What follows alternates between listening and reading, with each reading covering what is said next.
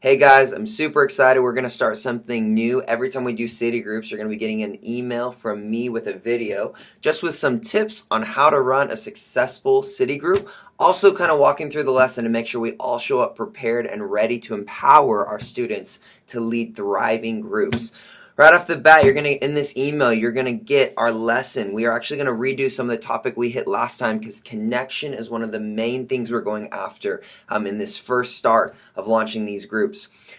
First thing is the human knot the game. Make sure you guys come prepared. If you've never played human knot, everybody grabs hands in a twisted circle and they have to unknot themselves to where they're all standing in a circle. It is a great time for connection, collaboration, and teamwork.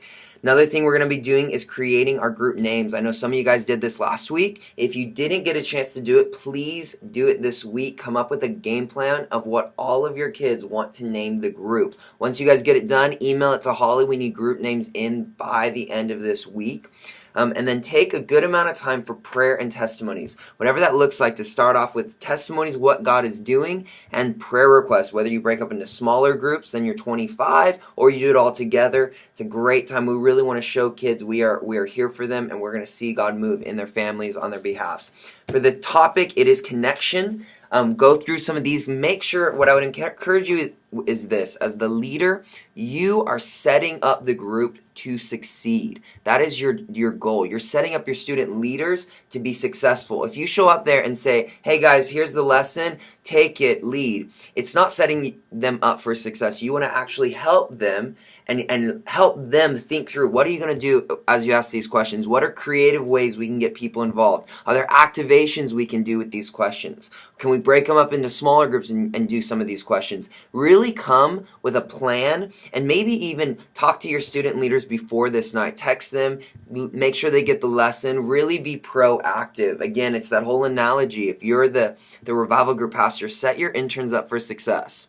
Set your student leaders up for success. And my one quick tip for this week: as the leader, the overseer of a city group, what do you do if students are talking or disrespecting while the student leaders are trying to lead a group? It's a very common thing. It happens. It's not a bad thing. It's not a scary thing, but it is going to hit all of our groups at one time or another. Very simple tool to use as a student. If there's a group of students talking, you as the leader, you can quietly go over there, kneel down to them and say, hey guys, can you guys help me out? At this moment, it feels like you're talking, disrupting the rest of the room. We're really trying to have a city group. Can I ask you guys to stop talking? Do you feel like you can do that? They say yes, say awesome. Say they keep talking again, second time. Next thing I would do is, hey, it sounds like you guys forgot. We're going to step outside and have a conversation. Conversation is very simple, easy. Hey, what's a good plan for why you guys want to be in this city group? We really want you in here, but it feels like you're not respecting our environment, and we have a disrespect-free zone in our city groups.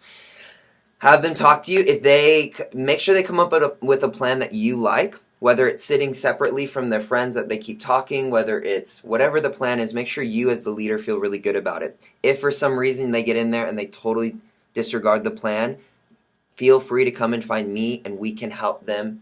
I can call their parents. So start with that. We really want to help. My goal and heart behind it is this: let's make sure every kid succeeds. I don't want to ever send a kid home.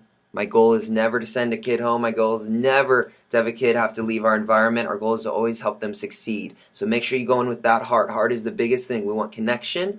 And with kids that are disrespecting, usually they need connection.